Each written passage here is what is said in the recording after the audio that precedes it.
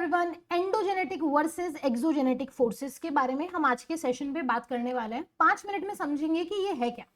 तो आप सभी लोग जानते हैं कि हमारी अर्थ पे जितनी भी एक्टिविटीज हम लोग देख पाते हैं, फिर वो चाहे पहाड़ों का बनना हो, मैदानों का बनना हो, उन सभी के पीछे कोई ना कोई फोर्स जिम्मेदार होता है। फोर्स का मतलब होता है बल। हम भी अगर कोई काम करते हैं तो उसके लिए हमें बल लगाना पड़ता है, फिर वो चाहे शारीरिक बल हो या मानसिक बल हो। तो वैसे ही हमारी पृथ्वी भी अपने आप में दो तरह के बल लगाती है, जिसे हम एंडोजेनेटिक यानी कि आंतरिक बल, और दूसरा एक्सोजेनेटिक जिसे हम बाह्य बल के नाम से जानते हैं। पृथ्वी के आंतरिक भाग में और बाह्य भाग में ये दो तरह के बल लगा करते हैं। तो इन बलों में से जो एंडोजेनेटिक है यानी जो आंतरिक भाग से बल लगता है वो दो तरह का होता है, जिसमें एक धीमी गति से चलने वाला बल शामिल होता है और एक तेज गति से चलने वाला बल शामिल होता है। इसे हम कुछ यूं समझ सकते हैं कि जब भी हमारी पृथ्वी पे कुछ अलग अलग घटनाएं होती है, जैसे मान के चलिए कि ये हमारी पृथ्वी का स्ट्रक्चर है। अब हमारे स्ट्रक्चर पे हम इसको दो तरह से देख सकते हैं। ये हमारी पृथ्वी का सरफेस, जिसे हम धरातल कहते हैं, ये है सरफेस का अपर पार्ट और ये है सरफेस का इनर पार्ट। ठीक है। अब जो अपर पार्ट होता है, इसमें अगर कोई फोर्स लगेगा तो उसे हम एक्सोबल के नाम से या एक्सोजेनेटिक बोलेंगे, और वहीं अगर कोई इनर पार्ट में लगेगा तो उसे हम एंडोजेनेटिक फोर्स बोलेंगे। अब क्योंकि हम पहले एंडोजेनेटिक फोर्स की बात कर रहे हैं, तो एंडोजेनेटिक फोर्स मैंने आपको बताया दो तरह के होते हैं। पहला जो स्लो काम करता है और दूसरा जो सडन काम करता है।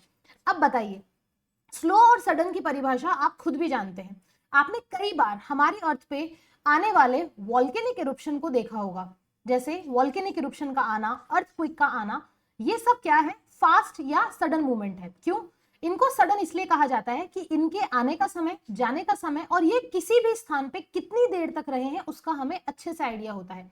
कि फॉर एग्जाम्पल किसी भी एक्स प्लेस के ऊपर 10:40 के ऊपर अर्थक्वेक आया और वो लगभग 1 मिनट चला और उसका जो मैग्नीट्यूड था वो 7.8 या 8.8 के लगभग था। तो जब हमें इतनी जानकारी होती है तो इसका मतलब ये सडन है, जो अचानक से हुए हैं। वही बात करते हैं स्लो मूवमेंट्स की, यानी ये वो मूवमेंट्स है जिसके बारे में हम उन्हें महसूस नहीं कर सकते हैं। इसे भी दो तरीकों से विभाजित किया गया है। एक होता है वर्टिकल यानी कि ऊर्ध्वाधर, लंबवत रूप से जो काम करते हैं, और दूसरा आता है हॉरिजॉन्टल जिसे हम क्षैतिज बल कहते हैं। हॉरिजॉन्टल और वर्टिकल, इनको हम डिटेल में आगे की क्लास में समझेंगे। इसके बाद में आते हैं एक्सोजेनिक फोर्स। एक्सोजेनिक फोर्स में वो बल जो पृथ्वी के बाह्य भागों में लगते हैं। कहने का मतलब यह है कि हमारी पृथ्वी पे सरफेस के आंतरिक भाग से कुछ कार्यविधि हुई जिसकी वजह से पहाड़ बने या मान लीजिए कि मैदान बने। अब आंतरिक बलों का काम तो चल ही रहा था, वहीं हमारी पृथ्वी के बाहर बहुत सारे ऐसे एजेंट्स होते हैं जो कि इस स्थलाकृति के ऊपर काम करते हैं, जैसे कि विंड, रिवर, ग्लेशियर, ये सब बाहरी भाग में पाए जाते हैं। तो हवा की वजह से पहाड़ों का कटाव होता है, नदी के पानी की वजह से होता है, ग्लेशियर की वजह से होता है। तो एक तरफ जहां पे इनका कटाव यानी इरोजन होता है, वहीं दूसरी तरफ इनका जमाव जिसे हम डिपोजिशन कहते हैं वो भी होता है। तो आइए इन सबको थोड़ा सा डिटेल के अंदर जानते हैं। तो सबसे पहले बात करते हैं एंडोजेनिक फोर्सेस के बारे में। देखिए दोस्तों, एंडोजेनिक फोर्सेस के अंदर जो सबसे पहले बल शामिल होते हैं वो प्लेट टेक्टोनिक होता है, यानी कि हमारी पृथ्वी के आंतरिक भाग में जो अलग अलग एक्टिविटी होती है उसकी वजह से इसका जो सरफेस एरिया होता है वो अलग अलग प्लेट्स में डिवाइड होता है। जैसे आप देख सकते हैं, नॉर्थ अमेरिकन अपने आप में एक प्लेट है, साउथ अमेरिका अपने आप में एक प्लेट है। वैसे ही हम जहां भारत में रहते हैं वो एक इंडियन प्लेट के नाम से जानी जाती है। इंडियन प्लेट का टकराव जिस प्लेट से हुआ, जिससे हिमालय बना, उसे हम यूरेशियन प्लेट कहते हैं। ये अफ्रीकन प्लेट है। तो ऐसे करके हमारी पृथ्वी पे लगभग 7 बड़ी, 12 छोटी और 20 से भी ज्यादा छोटी प्लेटों में उसको डिवाइड किया गया है। तो ये सब प्लेट टेक्टोनिक किसका रिजल्ट है? हमारी पृथ्वी के एंडो फोर्सेस का रिजल्ट है। इसके बाद में आता है दूसरा वॉल्केनिज्म। वॉल्केनिज्म का मतलब होता है पृथ्वी के आंतरिक भाग में जो मैग्मा चैम्बर मौजूद है हमारे। मैग्मा चैम्बर का मतलब है जहां पे मैग्मा इकट्ठा रहता है। वो मैग्मा चैम्बर कन्वेक्शन करंट्स के जरिए, फ्लो के जरिए हमारी पृथ्वी के धरातल पर आने का प्रयास करता है। कई बार ऐसा होता है कि वो धरातल पर पहुंच जाता है, कभी वो नहीं पहुंच पाता। जब वो धरातल के नीचे रहता है तब हम उसे सामान्य भाषा में मैग्मा कहते हैं, लेकिन जब वो बाहर आ जाता है, सरफेस पे आके जमा हो जाता है, तब उसे लावा कहा जाता है। ये भी एक सडन एक्टिविटी में आता है। तीसरी एक्टिविटी आती है अर्थक्वेक, जिसमें पृथ्वी के आंतरिक भाग से लावा नहीं निकलता लेकिन कुछ वेव्स निकलती है, और ये इतनी खतरनाक होती है कि ये बड़ी बड़ी बिल्डिंगें, पेड़ पौधे सभी को नष्ट करने के लिए बहुत काफी होती है। इसे अगर देखा जाए तो इसे रिक्टर स्केल पे 0 से 100 के बीच में नापा जाता है। जहां पे सबसे पहले ये फील किया जाता है उसे फोकस कहते हैं, और जिस स्थान पे सरफेस पे सबसे पहले फील किया जाता है उसे एपिसेंटर या अभिकेंद्र बोला जाता है। ये भी सडन एक्टिविटी में आता है। अब बात करें स्लो एक्टिविटी की, तो जिसमें डियास्ट्रोपिज्म, जिसे हम हिंदी में पटल विरूपण कहते हैं। पटल विरूपण के अंदर हमारी पृथ्वी की कुछ एक्टिविटीज जैसे कि फॉल्टिंग, फोल्डिंग, कंप्रेशन, अपलिफ्ट, सबस्लाइड्स, ये सब शामिल हैं। इसके बारे में डिटेल में हम अगली वीडियो में भी चर्चा करेंगे। अब चलते हैं हमारे एक्सो फोर्सेस पे।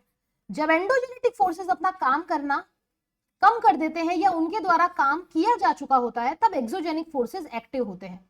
एक्सोजेनेटिक फोर्सेस का मतलब ही यहाँ पे क्या होता है, वो एक्सटर्नल प्रोसेस जो हमारी अर्थ के सरफेस को शेप देता है, जिसमें मुख्य रूप से वेदरिंग, अपक्षय, इरोजन, अपर्दन, डिपोजिशन यानी निक्षेपण शामिल है।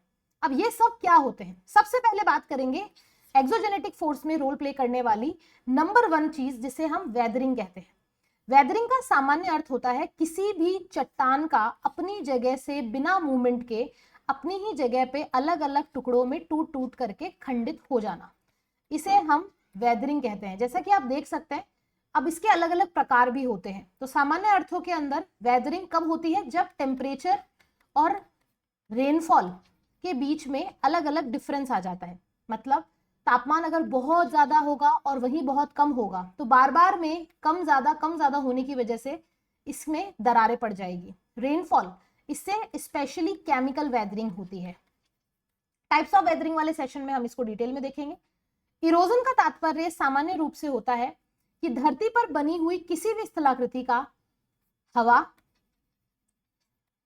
पानी या किसी भी एलिमेंट्स के जरिए उसको काट देना और काट करके किसी दूसरी जगह के ऊपर स्थापित कर देना, जिसमें हम देख सकते हैं कि रिवर से बनने वाली अलग अलग स्थलाकृतियां, जैसे कि हमारे वी शेप्ड वैली है, जॉर्ज है, कैनियन है, वाटरफॉल्स बनते हैं, ये सब इरोजन के बहुत अच्छे एग्जाम्पल्स हैं।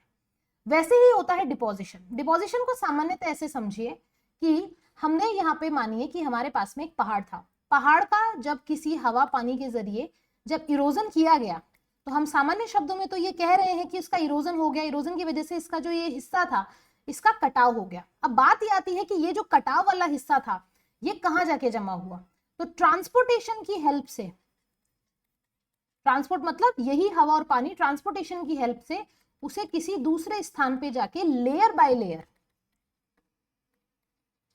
लेयर जमा कर देती है, जिस प्रोसेस को डिपोजिशन बोला जाता है। आप ये देखेंगे कि हमारे इंडिया के अंदर स्पेशली जो हमारे नॉर्थ प्लेन है, नॉर्थ प्लेन एक बहुत अच्छे डिपोजिशन का ही एग्जाम्पल है।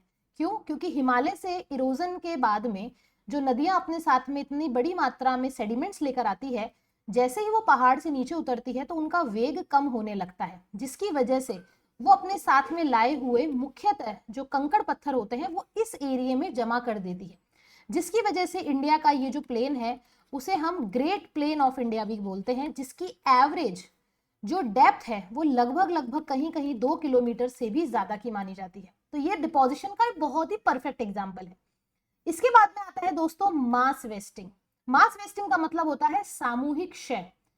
किसी भी पहाड़ी इलाकों में, मान लीजिए कि कोई भी पहाड़ी इलाका है, जब इंटरनली किसी तरीके का कंपन होता है तो पहाड़ी इलाकों में मौजूद जो असंगठित पदार्थ होते हैं वो ग्रेविटी के जरिए नीचे की तरफ आने लगते हैं, और नीचे की तरफ जब ये आते हैं तो ये एक साथ आते हैं, जिसे हम हमारी आम भाषा के अंदर लैंडस्लाइड भी बोलते हैं, या इसको मास वेस्टिंग भी बोला जा सकता है। ये भी एक्सोजेनेटिक फोर्सेस का ही परिणाम है, ये हवा की वजह से भी हो सकता है। फिर आता है ग्लेशिएशन। जैसे रिवर, विंड इरोजन और डिपोजिशन में रोल प्ले करती है, सिमिलरली ग्लेशियर वाले इलाकों में भी डिफरेंट तरीके की लैंडफॉर्म्स बनती है, जैसे कि आपके सार्क है, कॉर्न है, नूनाटक्स है, रॉशमुटोने हैं, वो सब इसी का एग्जांपल है आपके एक्सोजेनेटिक फोर्सेस का। और सेम कोस्टल एरिया में भी समुद्र की लहरों की वजह से अलग अलग तरीके की स्थलाकृति बनती है, जो आप देख पा रहे हैं, ये कोस्टल प्रोसेस का एग्जाम्पल है। तो दोस्तों इसी के साथ में हमने बहुत ही छोटे रूप के अंदर हमारी पृथ्वी हमारी अर्थ पे मिलने वाले दो इंपॉर्टेंट फोर्सेस के बारे में हमने बात करी है। एक फोर्स था हमारा एंडोजेनिक फोर्स और दूसरा था एक्सोजेनिक फोर्स। आई होप आपको समझ में आ गया होगा। एंडोजेनिक में हमने समझा कि एक सडन फोर्स होता है, एक स्लो फोर्स होता है। सडन के अंदर स्पेशली वॉल्केनिक एक्टिविटीज होती है, अर्थक्वेक्स होता है, लैंडस्लाइड होती है।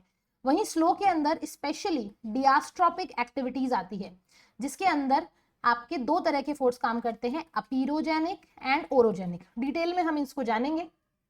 एक्सोजेनिक के अंदर स्पेशली वेदरिंग, इरोजन और मास वेस्टिंग सबसे ज्यादा इंपॉर्टेंट है। आई होप दोस्तों आप लोगों को ये आज का सेशन समझ में आया होगा।